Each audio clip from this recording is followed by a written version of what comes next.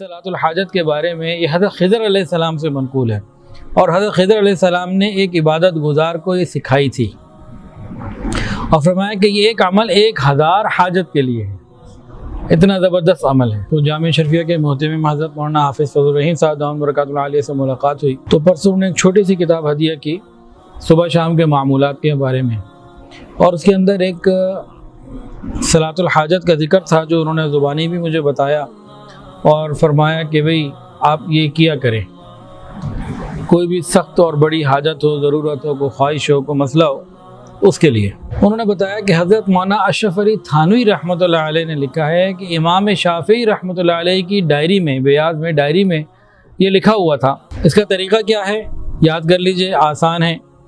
2 रकात नफिल पढ़नी है। कितनी रकात? 2 रकात नफिल पढ़ के उसका एक तरीका है। 2 रकात नफिल पढ़नी है। पहली रकात में सूरह फातिहा के बाद 10 मरतबा सूरह काफिरून कुल या अय्युहल काफिरून पढ़नी है। दूसरी रकात में सूरह फातिहा के बाद 11 मरतबा सूरह इखलास कुल हुवल्लाहु अहद ये पढ़नी है। फिर 2 रकात पूरी करके सलाम फेर लें। फ़र्क क्या आया?